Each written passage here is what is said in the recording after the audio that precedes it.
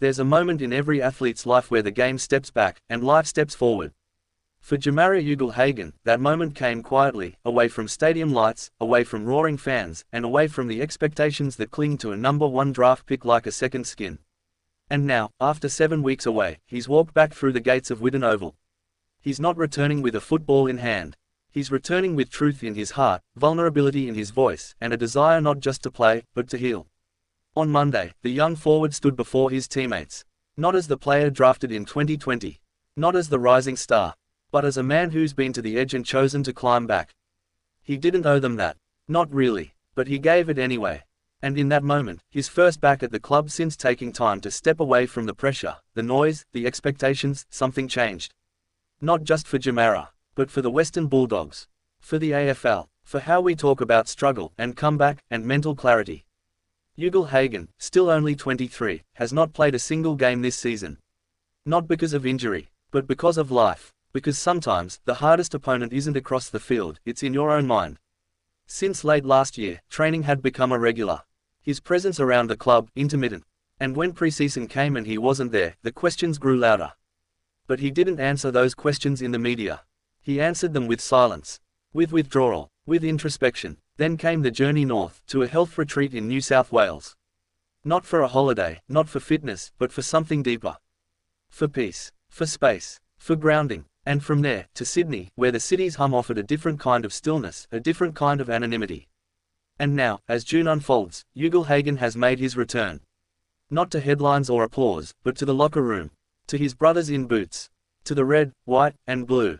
Coach Luke Beveridge has been watching closely, not with judgment, but with patience. With understanding. And with hope. He says the door is open.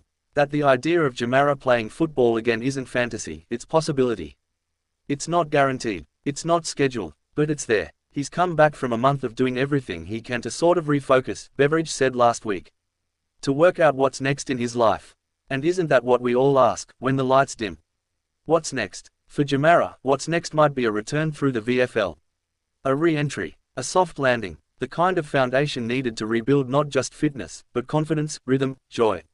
And while he hasn't yet rejoined full training, that's expected to change on Tuesday. One step at a time.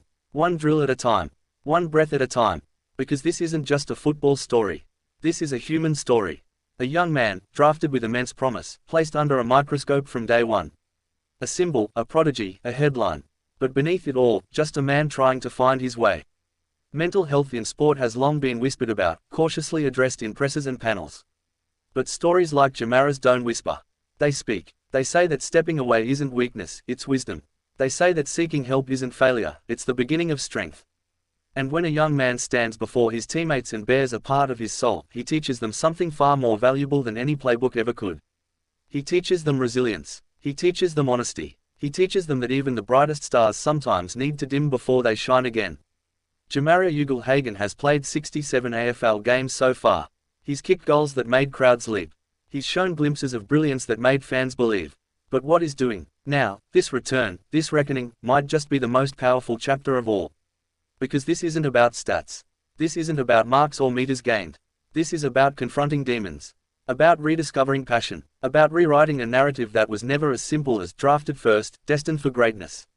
Greatness isn't linear. It's messy. It's raw. And sometimes, it starts with standing in front of your mates and saying, I'm back. And I'm trying. That moment. That's courage. So what happens next? Maybe it's a return through the VFL. Maybe he finds rhythm in the reserves, builds strength, finds joy. Maybe he walks onto Marvel Stadium by year's end with fire in his chest and clarity in his eyes. Or maybe it takes longer. Maybe the journey twists and turns. But one thing is clear, he's back on the path. And the Bulldogs, they're behind him, not just because he's talented, not just because they need goals, but because he's one of theirs. And when one of yours fights to come back, you fight with them. Jamarra Ugle-Hagan's return is not a comeback story. It's a life story. A story of knowing when to step away. And having the strength to step back. And whether he plays one more game or 100, it matters. Because he matters. And that's the only scoreboard that counts right now.